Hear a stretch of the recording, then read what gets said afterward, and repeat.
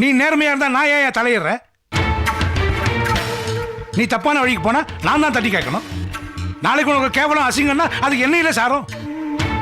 இப்படி ஒரு புனிதமான யூனிஃபார்ம் போட்டுட்டு இப்படி ஒரு காரியம் பண்றதுக்கு நீ பேசாம முகம்பணி போட்டு கொள்ளையடிச்சு போலாம். அது நாகரிகமா இருக்கு. மாமா, விஷயம் என்ன ஏதுன்னு தெரிஞ்சுக்காம சும்மா வார்த்தையை விடாதீங்க. இந்த விஷயத்துல மாசிலாமணி மேல எந்த தப்பும் கிடையாது.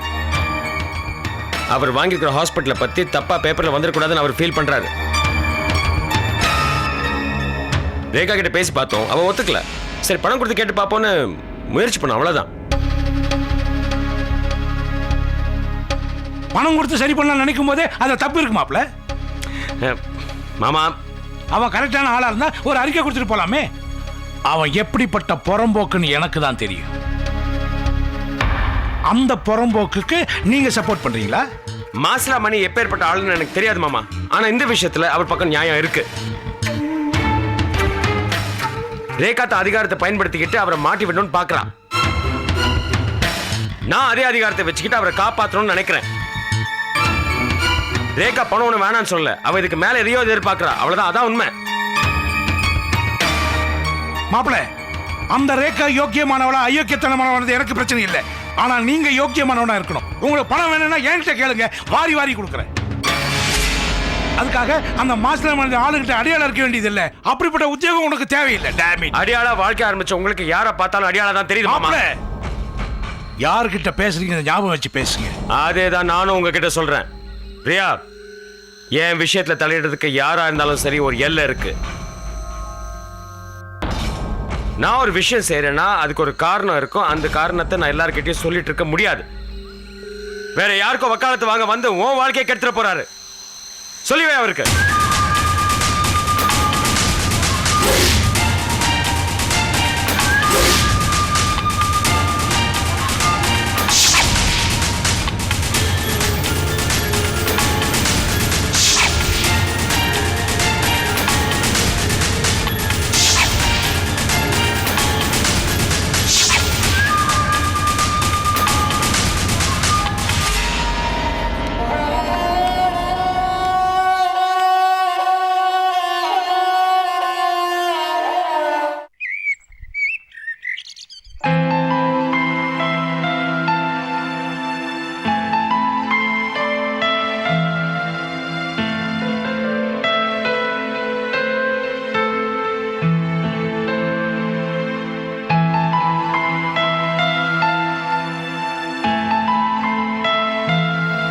கவி, அதுக்குள்ளே குளிச்சிட்டியா?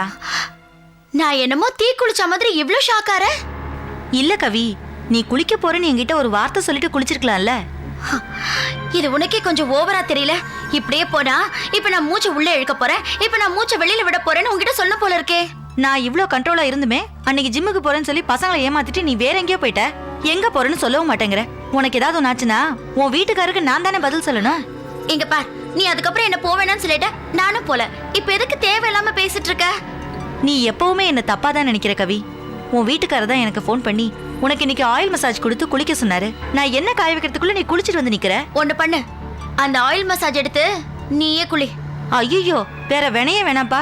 என் பொண்டாடி உடம்ப பாத்துக்கனா நீ உன் உடம்ப பாத்துக்கிறேன்னு என்னை வீட்டை விட்டு வெளியில அனுப்பிடுவாரு. நல்ல விஷயமா இருக்கே. அப்ப நீயே ஆயில் மசாஜ் எடுத்துக்க. கிண்டல் பண்ணது போதும். என்ன காஞ்சிருக்கும், நான் போய் எடுத்துட்டு வரேன். ஆயில் மசாஜ் பண்ணிட்டு இன்னொரு தடவை குளிச்சுக்கோ.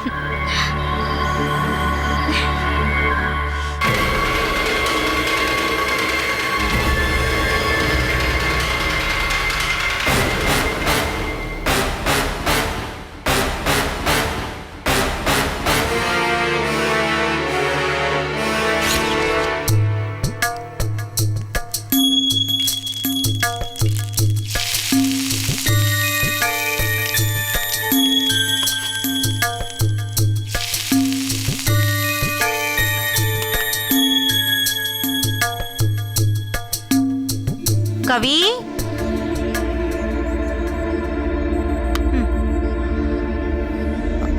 கவி, கவி, கவி, கவிதா, கவிதா, கவி. கா கா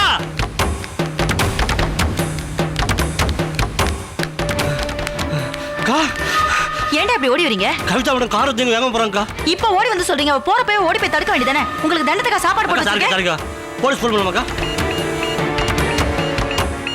ஏய் வேண்டாம், பிரச்சனை வேற மாதிரி ஆயிடும்.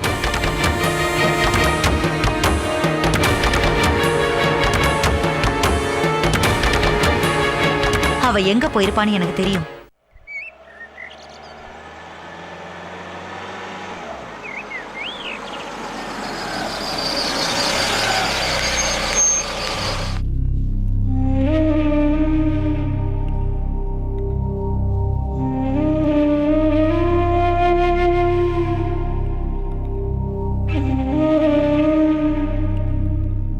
எவ்வளவு நேரம் இப்படி சாப்பாட பார்த்துட்டே இருப்பீங்க?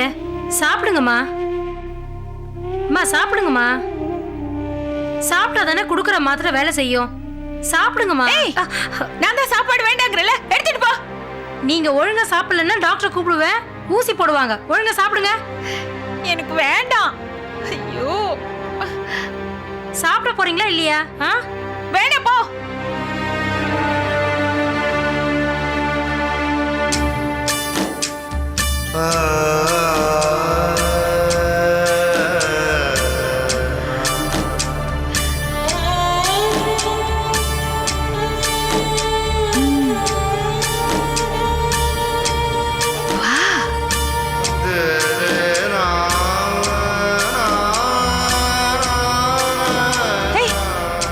நீ போ, வெளிய போ. நீ வா. வரலாமா? வாங்கம்மா.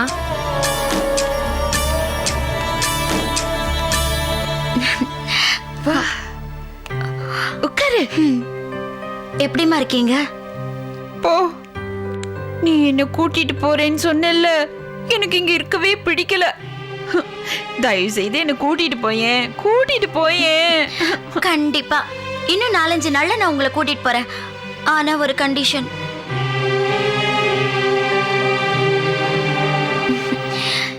இத முதல்ல சாப்பிடுங்க.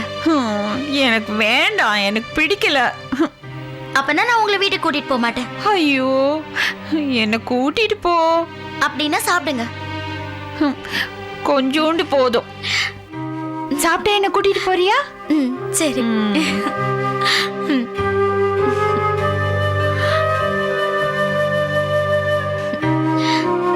நல்லா இருக்கா?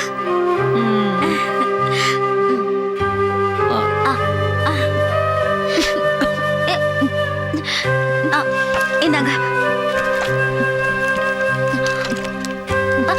அச்சோ,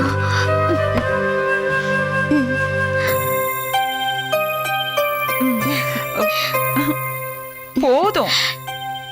இன்னும் ஒரே ஒரு வாய் சாப்பிடுங்கம்மா. போதும். கொஞ்சம். இத சாப்பிட்டுட்டு மாத்திரையெல்லாம் போட்டுட்டு அன்னைக்கு நான் உங்களை கூட்டிட்டு போனேனே ஒரு கார்டனுக்கு, அதே மாதிரி இன்னைக்கு உங்களை கூட்டிட்டு போறேன். அன்னைக்கு கூட்டிட்டு போனியே, அங்கேயா? சரி சரி.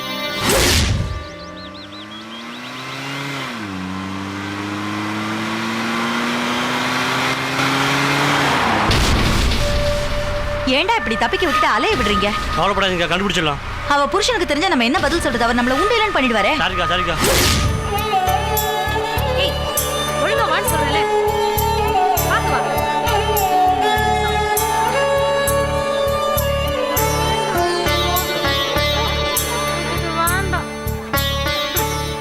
ஆமா, நீ இங்க வந்துட்டியே, உன்னை வீட்ல யாரும் தேட மாட்டாங்களா?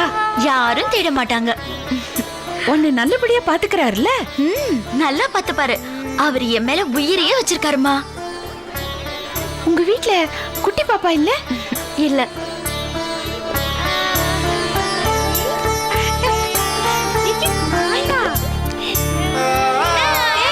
ஐயோ, குட்டி பாப்பாவே இல்லையா? ஏன் குட்டி பாப்பா இல்ல? அதையெல்லாம் நான் உங்களுக்கு இன்னொரு நாள் சொல்றேன். நாம இப்படியே கொஞ்சம் நடந்து போலாமா? எனக்கு அன்னைக்கு வெள்ளைப்பூ எடுத்து கொடுத்தியே, அது எடுத்து தரியா? அதோ இருக்கு பார். வா, நான் போய் எடுக்கிறேன். வேண்டாம் வேண்டாம், நீங்க இங்கே இருங்க, நான் போய் எடுத்துட்டு வரேன். இல்ல இல்ல, நானும் வருவேன், நீ கூட்டிட்டு போ. வா. சொன்னா கேட்கணும். அந்த பூவை நான் போய் பறிச்சு எடுத்துட்டு வரேன். சொன்னா எனக்கு கேட்கணும். நிறைய வேணும். நிறைய நீ கொண்டு போய் வரேன். பறிச்சிட்டு வா போ.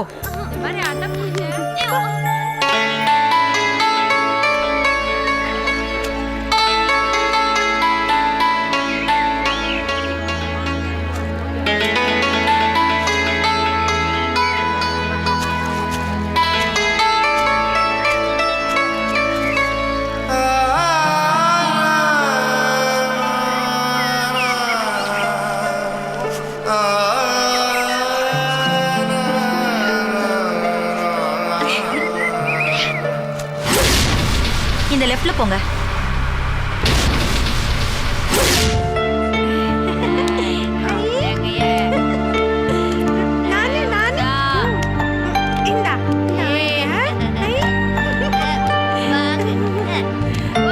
கபடி கபடி கபடி கபடி கபடி கபடி கபடி கபடி கபடி கபடி கபடி கபடி கபடி கபடி கபடி கபடி அம்மா.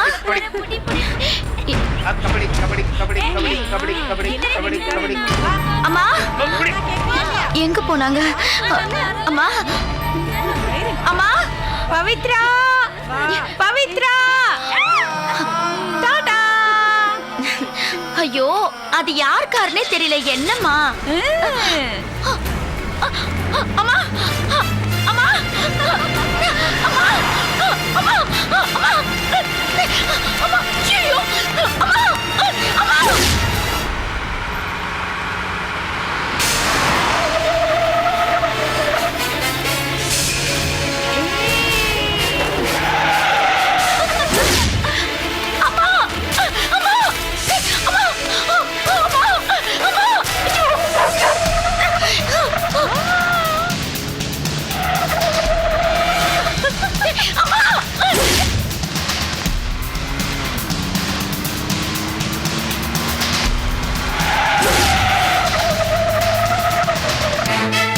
அம்மா.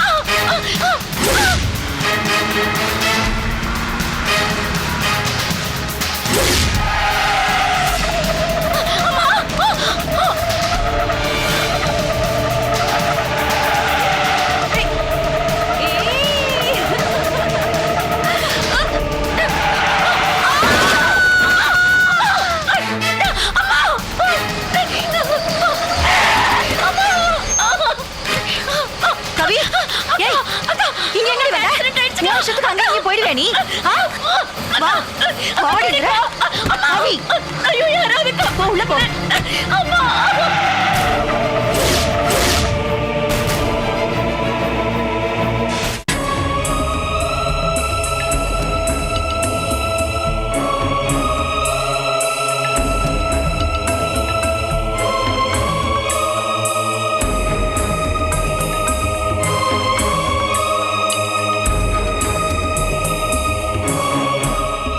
ஏற்கனவே மனநல பாதிக்கப்பட்டவங்க அவங்களை எப்படி கார் டிரைவ் பண்ண விட்டீங்க?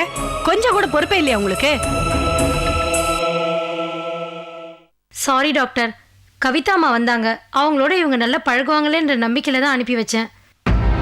நீ அனுப்புனதுல தப்பு இல்லம்மா. அவங்க மேல ஒரு கண் வச்சிருக்கலாம்ல. இந்த மாதிரி பேஷண்ட் எந்த நேரத்துல என்ன செய்வாங்கன்னு யாருக்கும் தெரியாது. அவங்க உயிருக்கு ஏதாவது ஆபத்து ஆயிடுச்சுன்னா எவ்வளவு பெரிய பிரச்சனை ஆகும். ரேகா மேடத்துக்கிட்ட சொல்லிட்டீங்களா? இன்னும் இல்ல டாக்டர். இவங்களோட கண்டிஷன் என்னங்கறத நீங்க சொல்றத வச்சு தான் இன்ஃபார்ம் பண்ண முடியும்.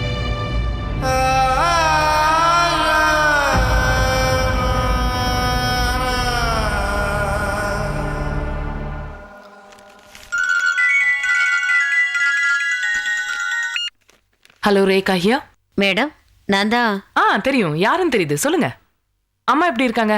அம்மாவுக்கு ஒரு சின்ன ஆக்சிடென்ட் ஆயிடுச்சு. எப்படி? என்னாச்சு? ஒண்ணு இல்ல, கவிதா வந்திருந்தாங்க. அவங்களோட கார்டனை சுத்தி பார்த்துட்டு வர போனாங்க. கவிதாவே கவனிக்காத நேரத்துல அங்க ஒரு கார் இருந்திருக்கு. அதை இவங்களே டிரைவ் பண்ணிட்டு போய் மரத்து மேல மோதிட்டாங்க. இல்ல, அம்மா எப்படி இருக்காங்க? பயப்படுற மாதிரி ஒண்ணு இல்ல. தலையில அடிபட்டிருக்கு. நாங்க ட்ரீட்மெண்ட் கொடுத்துருக்கோம். அவங்க நல்லா ரெஸ்ட் எடுத்துட்டு இருக்காங்க. கொஞ்சம் கேர்ஃபுல்லா இருக்கு, கொஞ்சம் பொறுப்பா பாத்துக்கணும் இல்லையா? I am sorry madam. சரி, அப்புறம் கவிதா எப்படி இருக்காங்க? அவங்களுக்கு ஒண்ணு இல்ல, அவங்க நல்லா இருக்காங்க. அவங்க அப்பவே கிளம்பி போயிட்டாங்க. சரி, கொஞ்சம் அம்மாவை கொஞ்சம் கேர்ஃபுல்லா பாத்துக்கங்க. நான் வேலையை முடிச்சுட்டு வந்து பாக்குறேன் அம்மாவை. அவங்க இப்ப நல்லா இருக்காங்க. இப்போ ஒன்னும் நீங்க உடனே வரணுங்கிறது இல்ல. Take your own time. சரி, okay. Thank you. Thank you madam. Right.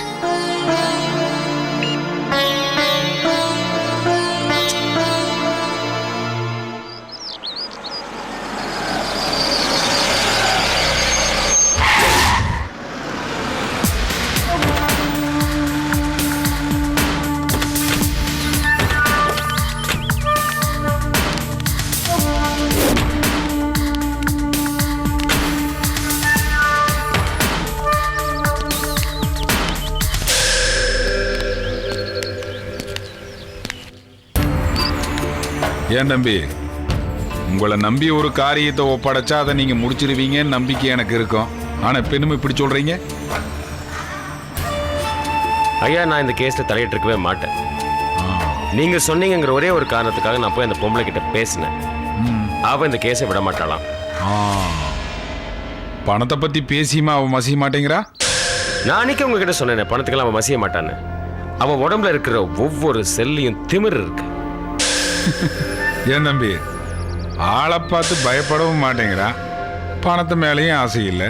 இப்படிப்பட்ட ஆளை டிபார்ட்மெண்ட்ல யார் தம்பி செலக்ட் பண்றது? சார், அவ பக்கம் கேஸ் ரொம்ப ஸ்ட்ராங்கா இருக்கு. நான் ஒன்று சொன்னா கேட்பீங்களா? இந்த கேஸை இல்லாம பண்ணிட்டோம்னா இல்லை, அது உங்களால முடியும். அதனால தான் சொல்றேன். அதை மட்டும் நீங்க செஞ்சிட்டீங்கன்னா மிச்சத்தை நான் பார்த்துக்கிறேன். டேபிளுக்கு அடியில் காரியத்தை முடிக்கணும்னு நினைச்சேன். இப்போ டேபிளையே தூக்கணும் போல இருக்கு. உள்ள அவார்டுக்கு ஆசைப்பட்டு ரிவார்டை வேண்டாங்கடா. வச்சிட்றேன் தம்பி, ஆப்பு வச்சிட்றேன்.